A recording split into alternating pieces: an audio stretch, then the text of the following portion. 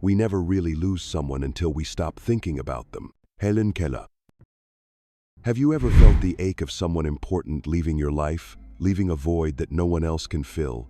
You see them disappear abruptly, yet you can't stop thinking about them, hoping for a return even though you know the relationship was filled with barriers and pain. This is the story of many who have loved someone with an avoidant attachment style, those who hide their feelings, leave, and then come back, leaving your heart caught between hope and despair. But did you know avoidants don't just leave and forget? They go through a complex psychological cycle, battling within themselves a painful journey they often don't admit, even to themselves. They don't disappear because they stopped loving. It's fear, deep fear of intimacy and losing control. And this fear is what makes them return, a delayed reaction of the heart and mind. Today's video will reveal the stages avoidants experience after a breakup, from the initial relief, to growing emptiness, to nostalgia, and the desire to come back. Understanding this can help you break free from the painful cycle, stand firm in your own worth, and make healthier choices for yourself. The moment an avoidant partner leaves, it may seem like the attachment and feelings have truly ended. However, the reality is far more complex. They undergo a profound emotional transformation, often described by psychologists as deactivation euphoria, a state of exhilaration and relief experienced when escaping the pressures of intimacy. Unlike anxious or securely attached individuals, avoidants do not immediately experience pain or emotional collapse after a breakup. Instead, they feel a sense of liberation, sometimes almost euphoric, as they are temporarily freed from the emotional demands and closeness that overwhelm them. This relief is not because their feelings have disappeared, but rather a psychological defense mechanism to maintain stability. During this phase, avoidants tend to reconnect with themselves, often increasing social activity, immersing themselves in work, hobbies, or friendships that may have been constrained by the relationship. These behaviors serve as distractions from the pain of loss and help them avoid confronting their emotional vulnerability. In the first 1 to 4 weeks after the breakup, avoidants frequently recall the pressures and demands their partner placed on them, but this recall is selective. They focus on moments of feeling overwhelmed or constrained, reinforcing their belief that ending the relationship was necessary to preserve their autonomy and peace of mind. This is a crucial point. Avoidants do not leave because they no longer love. They leave because intimacy feels suffocating. The breakup is a defense mechanism to protect themselves from emotional overload, not a clean break from attachment. This explains why many partners are shocked by how quickly avoidants seem to move on. The absence of overt pain is due to their nervous system shutting down emotional responses temporarily. This emotional freeze maintains their stability, but means they haven't processed the loss. The deactivation euphoria can last for weeks or even months, especially if external distractions prevent them from confronting their feelings. Yet, the attachment bond remains, hidden beneath the surface. The early breakup phase is thus marked by behaviors and mental states aimed at avoiding real pain. Avoidants compensate by engaging socially, forming new connections, or even starting new relationships to fill the void and distract from loneliness. During this period, they often tell friends and family stories that emphasize the partner's emotional demands as unreasonable. This narrative solidifies their decision to leave and protects their self-image from guilt or responsibility. However, this initial euphoria is merely a temporary shell over a longer, painful process. Avoidants have not healed. They are simply avoiding pain. Once this phase fades, deeper feelings of loss and complexity arise. Understanding this process prevents being fooled by avoidance' apparent strength or emotional numbness right after breakup. It prepares you to protect yourself when facing someone who remains deeply attached but unable or unwilling to show it. After the initial phase of deactivation euphoria, the exhilarating relief of escaping the pressures of intimacy, avoidants enter a more complex and challenging stage where the feeling of liberation begins to wear off, replaced by a growing awareness of the tangible benefits their past relationship provided. They start noticing the small but significant aspects they once took for granted, having someone who cared about their daily life, shared routines, habits, and concerns. These seemingly mundane moments, someone asking how their day went, sharing meals, or simply listening, suddenly become deeply missed and profoundly valuable. Between roughly 4 and 8 months after the breakup, avoidants become more conscious of this loss. This is not an immediate, intense longing, but rather an awareness of missing the emotional and practical support that had become part of their life. Unlike anxious individuals, they may not express this as heartache, but rather a quiet sense of emptiness and loneliness. During this phase, many avoidants try to replace what they lost by engaging in new relationships, expanding their social circles, or diving into hobbies and activities previously restricted by their old partnership. These are unconscious attempts to fill the void and avoid confronting loneliness directly. However, these replacements often fall short. Avoidants realize that the harmony, acceptance, and understanding they experienced with their ex-partner are rare and difficult to replicate. New relationships might lack the emotional resonance or mutual accommodation that the previous one provided, leading to feelings of disappointment and increased isolation. Many also face challenges in their personal or professional lives without the support they once relied on. Handling stressors alone, things they once shared, even minimally heightens their sense of solitude. This triggers reflection on the real value of what they lost, not in terms of romantic passion, but in practical and emotional companionship. This phase marks the beginning of a crucial psychological process for avoidants, recognizing genuine loss, even if they cannot or will not label it as such. They may experience internal conflict about their breakup decision, feeling restless or dissatisfied, but attributing these feelings to external causes rather than emotional pain. During this time, avoidants might observe their ex's life from a distance, monitor social media, or hear updates through mutual friends, fueling subconscious comparisons. Yet, due to their attachment style, they rarely admit missing their ex openly, instead masking vulnerability with a facade of independence. Understanding this stage is vital to prevent misinterpreting avoidance' emotional distance or apparent indifference as lack of care. It prepares partners and observers to recognize the hidden, ongoing emotional processing behind the scene. Having become aware of their tangible losses and begun grappling with loneliness, avoidants move into the next stage of their journey, one characterized by idealizing their past relationship and feeling compelled to return. The next section will explore the phantom relationship syndrome and how it shapes avoidants' post-breakup behavior. Between 8 and 18 months after a breakup, avoidants often experience what therapists call phantom relationship syndrome. This is the climax phase of their emotional processing, characterized by an idealization of their past relationship and a selective forgetting of the difficulties they once faced. During this stage, avoidants begin to overlook the struggles, pressures, and pains that led to the breakup. Instead, they focus on the positive memories, moments of harmony, care, understanding, and acceptance that their ex-partner provided qualities that are difficult to find elsewhere, making the loss feel profoundly significant. They experience a deep sense of loss not just of a romantic partner, but of a unique safe haven where they could balance attachment and autonomy. Doubts about their decision to end the relationship grow stronger. They start to wonder whether leaving was truly the right choice. Although they may maintain an outward appearance of composure and independence, internally they struggle with conflicting emotions, the desire to reconnect battling with the fear of being hurt again. Many avoidants during this phase attempt to contact their ex-partners, seeking comfort or testing the possibility of reconciliation. Some take the initiative to reunite, but these attempts often stem more from loneliness and nostalgia than from genuine emotional growth or readiness.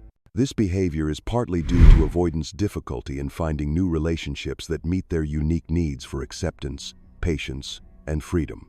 New partners often lack the understanding and tolerance that their ex had, which leads to disappointment and increased feelings of isolation.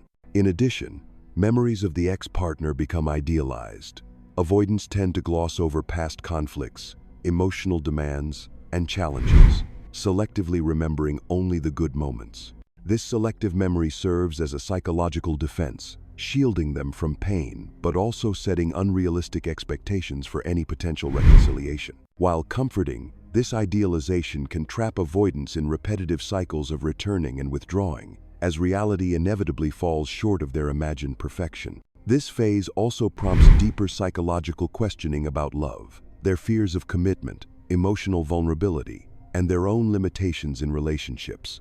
Significant life events such as anniversaries, holidays, or social occasions often amplify their feelings of absence and longing, which may lead to further attempts to reconnect with their ex-partners. Having entered the climax of the phantom relationship syndrome, avoidants face powerful waves of regret and often begin taking initial steps to return to their ex-partners. The next section will explore this return phase in detail, covering typical signs, behaviors, and why these reunions often repeat without leading to lasting change. The period from 18 to 36 months after a breakup often marks an important cycle in the psychological journey of avoidant individuals, the emotionally charged attempts to return to their former relationship. However, these efforts frequently lack genuine maturity and lasting change. This phase can be confusing and painful for partners who experience repeated breakups and reunions without sustainable progress. During this period, avoidants may appear with promises of change and expressions of appreciation for what they lost. They might claim to have realized the value of their partner and express willingness to make different choices moving forward. However, these promises often stem from transient emotional states, lacking the deep and sustained inner work necessary to truly alter the patterns that contributed to the relationship's initial breakdown. The avoidant attachment system still harbors fundamental fears: fear of being engulfed, fear of losing independence, and fear of emotional vulnerability. When the relationship rebuilds intimacy and requires them to open up more, these fears resurface, causing avoidants to feel pressured and trapped. Their typical reaction is to withdraw emotionally once again, closing off and distancing themselves. This dynamic is the core of the breakup reunion cycle common among avoidants. This cycle can last for months or even years, turning the relationship into a seemingly endless spiral of pain and instability. It deeply affects both parties, physically and emotionally. For the avoidant's partner or spouse, this cycle can become a severe psychological challenge, as they are often unsure whether to hold on, let go, hope, or give up. Some avoidants become professional returners, repeating this cycle multiple times. They leave when they feel overwhelmed, come back when lonely, and retreat again as intimacy intensifies. This pattern not only harms their partner but also erodes their own ability to build a healthy and stable relationship. Sadly, most returns are not accompanied by profound personal growth.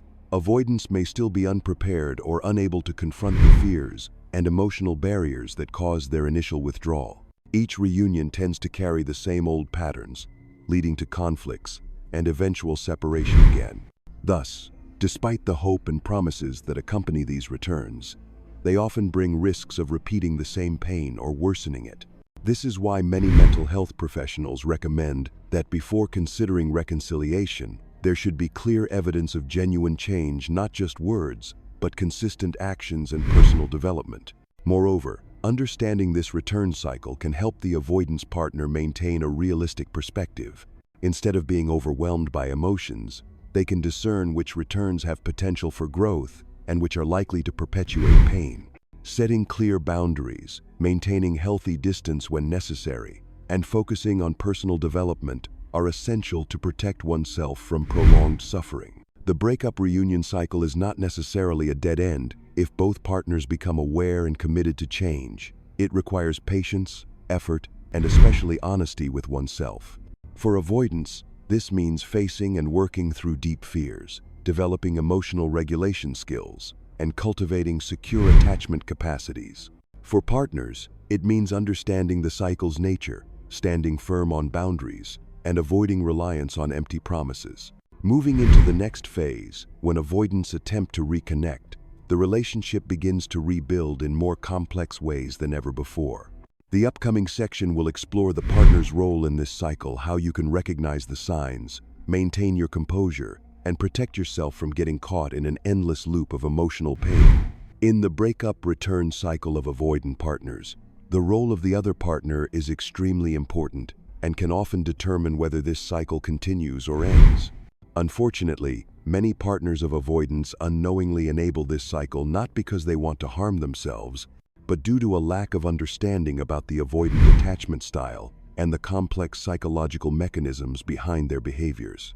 One of the most common mistakes partners make is maintaining contact or continually giving the avoidant partner chances to return without any clear signs of genuine change. They may forgive easily and hold on with hope that time apart will lead to growth and positive transformation. However, this expectation often becomes a harsh emotional trap. Avoidants operate on a cyclical attachment system where their emotions and needs manifest with delay, often out of sync with their partner's feelings and perceptions. Their return is not always motivated by psychological growth or acceptance of responsibility, but rather by suppressed longing and emotional deprivation. As a result, partners frequently fall into a pattern of unconditional hope and forgiveness, trusting promises and affectionate words without tangible evidence of actual behavioral change. This dynamic teaches avoidants that they can repeatedly leave and come back without consequences or meaningful accountability. To break this painful cycle, the first and most important step is to set clear and firm boundaries. Boundaries are not about being harsh or inflexible, but about respecting yourself and making it clear what treatment you deserve and will not tolerate. Setting boundaries involves multiple aspects, from no contact during the avoidant's absence to refusing reconciliation, unless there is clear evidence of emotional maturity. You need to determine what you can endure and what you cannot, protecting your peace and self-worth. Time and space, specifically a no-contact period, are among the most effective tools to give both you and the avoidant partner room to reflect, mature, and clarify true feelings. This time also allows you to build your own independent, fulfilling life, strengthening your resilience, and reducing vulnerability to toxic cycles.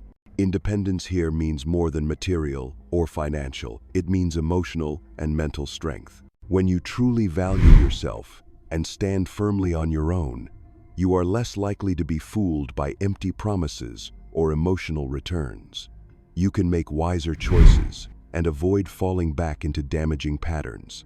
Another vital piece of advice is to learn to accept genuine change, not just words. Real change is shown through consistent, stable actions, not temporary declarations. An avoidant who has grown emotionally will show steadiness, willingness to face intimacy challenges, and won't retreat under pressure. By demanding these clear criteria, you uphold a healthy standard not only because you deserve it, but because it is the only way for the relationship to grow sustainably. Ignoring warning signs means risking falling into the same painful loops again. Moreover, seeking support from mental health professionals or supportive communities can provide you with tools to manage emotions, maintain boundaries, and foster personal growth. Staying grounded and informed helps protect you from the emotional pitfalls that avoidant attachment often creates. In summary, to break free from the avoidant breakup return cycle, you need to set clear and firm boundaries, implement no-contact periods to allow space for growth, build independence and emotional autonomy. Only accept the avoidant partner back when there is clear evidence of real change demonstrated through actions, not just words. Seek professional support if necessary. By doing this, you not only shield yourself from repeated harm, but also create the possibility for a mature, secure, and healthy relationship, or simply move forward on your own healing and personal development journey. To conclude our exploration of the breakup return cycle of avoidant partners, the most important takeaway is this: a return does not always mean true change. Avoidants may come back for various reasons, sometimes out of longing, sometimes loneliness, or simply because their attachment system operates on a delayed emotional timeline that doesn't align with present feeling. However, you deserve a healthy relationship where change is demonstrated through consistent actions, not just words. Loving yourself and respecting your boundaries is the first step toward building a fulfilling and happy life, whether or not someone else is by your side. Instead of sacrificing your peace, value, and happiness for an endless cycle, you can choose to stop, set clear boundaries, and move forward with strength and deep understanding of yourself and your partner.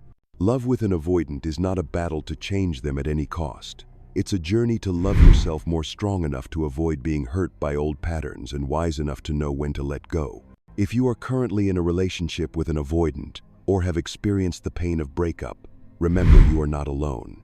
Many people have gone through, are going through, or will face these complex emotions. Take time to heal, learn, and grow. This is the greatest gift you can give yourself. Ultimately, never forget that true love is a blend of respect, understanding, and the ability to walk together through all circumstances. If a relationship fails to offer that, you have every right to walk away and seek something better.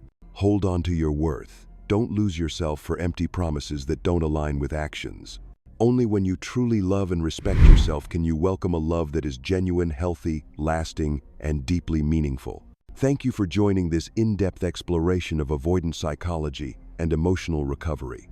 We hope this video has inspired you to love and care for yourself more deeply. Don't forget to subscribe to the channel so you never miss our upcoming content on psychology, attachment, and personal growth. Hit like if you found this helpful, and leave a comment with your own experiences. See you in the next videos where we continue walking the path toward emotional freedom and lasting happiness.